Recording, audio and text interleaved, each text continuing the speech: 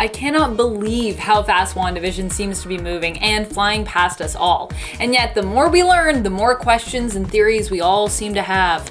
Welcome back, Nerd Squad. Today we are going to be taking a close-up look at the past few episodes of WandaVision, and more than that, examining some of the more bleak and horrific theories pertaining to the show as we count down the top 10 Dark WandaVision theories. Get ready, because between the comic book inspirations and speculative MCU directions, it's about to get pretty dark in here.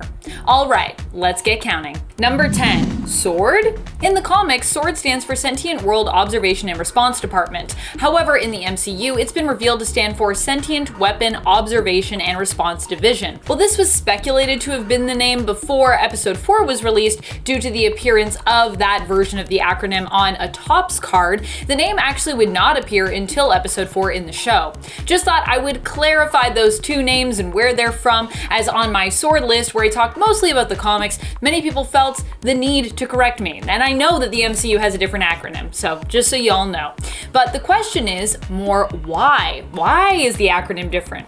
Especially as upon Monica's return to the division, she seems to imply that it was meant to be a space and astronaut program, even suggesting that S.W.O.R.D changed the acronym possibly in the MCU from world to weapon. And they never say that in the show, but it seems to be a little implied. As such, I have a theory that this MCU version of S.W.O.R.D and director Tyler Hayward might actually not be the good guys that they appear to be, and that after Maria Rambeau's death, perhaps something more sinister happened in terms of the organization's direction, as they shifted their focus from protecting Earth from space to creating and monitoring weapons. Very interesting. Perhaps even causing them to create the events of WandaVision themselves through monitoring Scarlet Witch to the point that she suffered some kind of a mental break. I mean, I'm just saying, as Monica said in the show, aren't we supposed to be like observing, not creating weapons? And it does look like they were kind of creating a lot of weapons in that warehouse. Number 9, Nora and George. Mr. and Mrs. Hart in episode 1 already became victims to what appears to be the power of Wanda's influence. When she found herself unable to recollect her and Viz's story, we saw her likely accidentally take out her frustration on Arthur Hart,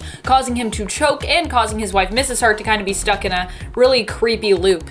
In the end, Wanda urged Vision to save their guest and his boss, Arthur, and all was well. But with WandaVision, we seem to also be seeing quite a bit of influence from another comic series featuring Vision and his happy, normal synthezoid family, Tom King's Vision series out of 2016.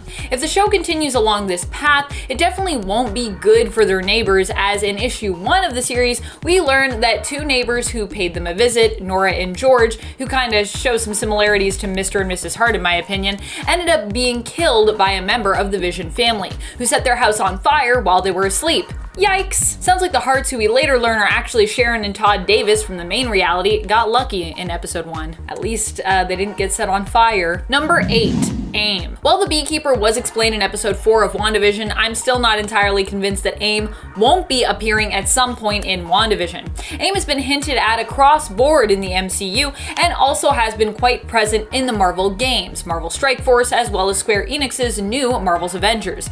The radiation suits that the S.W.O.R.D agents wear also seem to be oddly reflective of the AIM suits. For those not familiar with AIM, we did a list on that organization a little while ago, which you can check out, but in the comics, just so you know here, AIM actually stands for Advanced Idea Mechanics, which doesn't sound bad, but yeah, they end up being evil. If you know MODOK, MODOK is actually from AIM and was created by them, although he originally was supposed to be about computing, not killing, but here we are. And before we move on to our next point, just a quick little reminder to give this video a thumbs up if you like it when we talk about cool MCU stuff like WandaVision.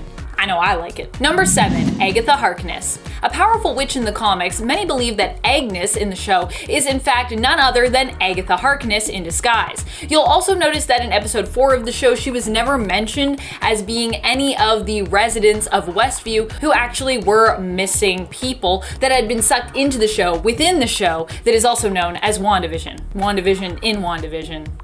WandaVision. Agatha is also tied to the birth of Wanda's twins and also was responsible for wiping Wanda's memories of them after they were gone.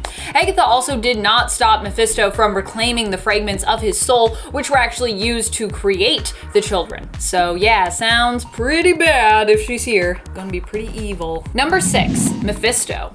Going off that last point, if Agnes is Agatha and the twins do actually exist and were created by Wanda using magic and stolen soul fragments, it's very well likely that this means we could be seeing Mephisto introduced either later in the show or as a result of it. Mephisto is, after all, where those soul fragments originated.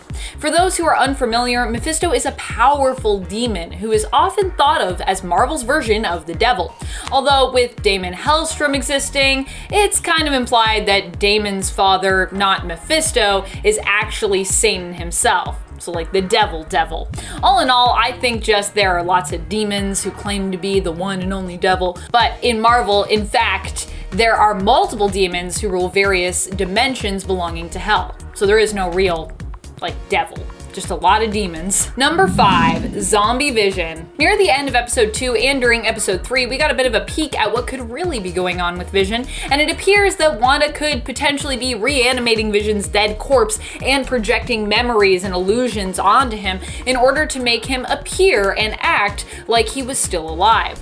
Does Wanda know that she's doing this though, or is someone else potentially doing it? Based on what we know of Wanda's character from both the comics and the MCU, it's likely that this is actually Wanda's doing, but that she was simply trying to initially bring Vision back, and based on her unstable powers or chaos magic, something went dramatically wrong, as it usually does when she tries to do crazy magic things. Number 4, House of M. A lot of people have theories that this is where we are headed when it comes to the plot of WandaVision.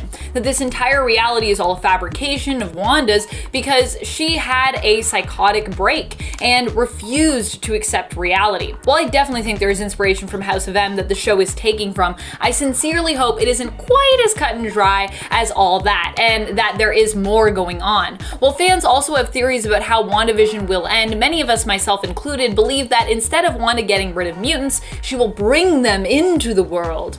I only hope that Scarlet Witch and potentially Quicksilver, if he returns, will get to be included in what is later classified as mutants once more. Give me my Maximov mutants, please. Give them to me. And if they come back into the MCU, then maybe they could come back in the comics. Number 3, no mutants. Well, those theorizing about House of M are thinking it could be reversed in the end to introduce the mutants instead of depriving us of them like it went down in the comics. What if this doesn't happen? What if instead we don't see any mutants at all and this simply isn't a part of the story that comes about in any way? So no more moment appears at all. Then what? Some are theorizing that for mutants to be introduced, we might actually need more time for them to be integrated. So we might not see them in WandaVision or even see them at all in the MCU within the next 5 years of development. Is this a more scary possibility? You bet, because I want my MC mutants right now. But I also respect that when you're making movies and all of that stuff takes a lot of time, and also, there's a global pandemic, so yeah. Number 2, the Visions. Tom King's 2016 Vision series is definitely one that also seems to have influenced the show. There are elements of horror and themes of uselessness here that we see reflected in it. And don't misunderstand me there. I'm not saying the show is useless. I'm saying that there is a theme running through it of uselessness or frivolity, similar to the comic series themes, which we see symbolized in objects like the vase that was gifted to Vision by Silver Surfer, a floating vase basically made from a material that's poisonous to flowers, meaning that it's a vase in name alone. Similar to the Visions as a family, it's kind of a symbol for them. And the Visions are also similar to likely the fake family that we see Wanda manipulating reality here to create. Because it's not real. Number 1, Wanda becomes the new villain. In the 4th episode of WandaVision, we get to see a part of the scene that we basically missed between Wanda and Geraldine, aka Monica Rambeau, when Scarlet Witch uses her power to banish Geraldine from Westview, kicking her out after she discovers that she was an intruder and a S.W.O.R.D agent. This allows us to see a different side to Wanda we haven't yet seen in the show, one that seems ruthless and even malicious. It seems seems Wanda will go to great lengths to protect her new family, and just like we saw with House of M, many believe we'll actually see Wanda play the role of more of a villain if people try to break the reality that she has created around her. Can you really blame her though? Because I feel like I'm kind of on Wanda's side a lot of the time with this stuff. I mean, breaking this new reality would likely mean she'd have to give up her newborn babies and Vision. So I feel like, you know, that would suck. So she's not gonna want to do that. What are some of your favorite theories? Which do you think are the most dark? Let us know in the comments below. And speaking of comments, it's time to turn to some comments from one of our latest videos, Top 10 Weirdest Batman Romances. So many awesome weird romances. Lauren O comments, the Harley Quinn Jim Gordon really needs a vacation. You are not wrong there, Lauren. He definitely needs a vacation. And I mean, he's a damn good cop, so he deserves it.